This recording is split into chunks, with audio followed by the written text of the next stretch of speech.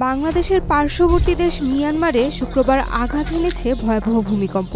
৭.৭ মাত্রার এই ভূমিকম্পে এখন পর্যন্ত নিহতের সংখ্যা হাজার ছাড়িয়েছে। শুধু মিয়ানমার নয়, ভূমিকম্পটির প্রভাব অনুভূত হয়েছে ভারত, থাইল্যান্ড সহ দক্ষিণ পূর্ব এশিয়ার বিভিন্ন স্থানে।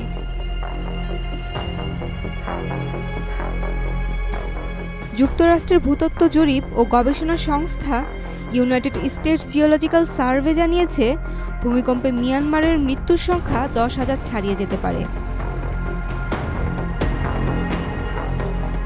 এর আগে গত ৭ জানুয়ারি ৭.১ মাত্রার ভূমিকম্পে হাজারো ঘরবাড়ি ভেঙে গুড়িয়ে যায় তিব্বতে। এই ঘটনায় শতাধিক মানুষের মৃত্যুও হয়। তবে ২০১৯ সালে যুক্তরাষ্ট্রের ক্যালিফোর্নিয়ায় একই মাত্রার ভূমিকম্প হলেও কোনো প্রাণহানি হয়নি। অবকাঠামোগত তেমন কোনো ক্ষতি হয়নি। প্রশ্ন জাগতে পারে, ভূমিকম্পের ক্ষয়ক্ষতির পেছনে পুরোটাই কি প্রকৃতি দায়ী? মূলত ক্ষয়ক্ষতি ও প্রাণহানির মাত্রা বেশ কিছু বিষয়ের উপর নির্ভর করে, যার কারণে একই মাত্রার ভূমিকম্প হলেও একটি দেশ ধ্বংসস্তূপে পরিণত হতে পারে, আবার ক্ষয়ক্ষতিবিহীনও থাকতে পারে।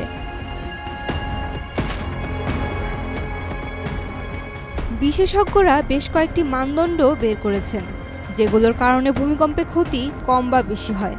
কম্পনের মাত্রা, গভীরতা, সময়, অবকাঠামোগত অবস্থা, জনসংখ্যার ঘনত্ব ও মাটির ধরনের ওপর এর ক্ষয়ক্ষতির পরিমাণ অনেকাংশে নির্ভর করে। মাটির নিচে 2.5 বা তার কম কম্পন হলে সাধারণত তা অনুভূত হয় না, তবে এটা যন্ত্রে ধরা পড়ে। 5 মাত্রার বেশি কম্পন হলে মানুষ বুঝতে পারে এবং এতে সামান্য ক্ষয়ক্ষতিও হতে পারে। 7 মাত্রার ওপরের ভূমিকম্পকে বড় কম্পন হিসেবে ধরা হয়, আর 8 মাত্রার বেশি ভূমিকম্পকে বিবেচনা করা হয় বড় দুর্যোগ হিসেবে। ভূমিকম্পে কতক্ষণ ধরে কম্পন হচ্ছে সেটিও গুরুত্বপূর্ণ। যত বেশি সময় ধরে কম্পন চলবে, ক্ষয়ক্ষতির মাত্রাও তার সঙ্গে বাড়তে পারে। আবার মাটির নিচে কোথায় কম্পনটা হলো সেই জায়গাটাও গুরুত্বপূর্ণ। ভূমিকম্পের শক্তি ও কাঁপন প্রশমিত করার মতো মাটি কম থাকলে ক্ষয়ক্ষতির মাত্রা বেশি হতে পারে।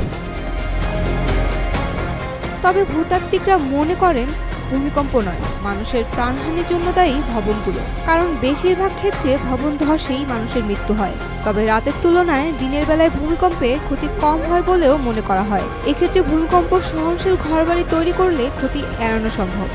সর্বোচ্চ মাত্রায় কম্পন সহ্য করতে পারে এমন ভবন নির্মাণ করলে ভূমিকম্পের ক্ষয়ক্ষতি অনেকটা কমে যায়।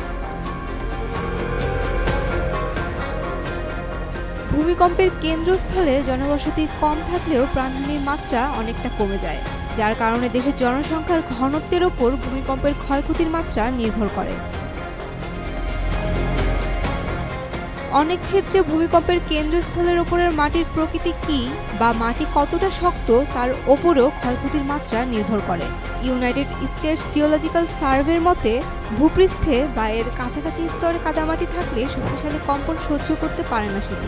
এক্ষেত্রে কম্পন শুরু হলে মাটির ওপরের স্তরটি তরল পদার্থের মতো টালমাটাল আচরণ শুরু করে এবং ধ্বংসযজ্ঞের মাত্রা অনেক বেড়ে যায়।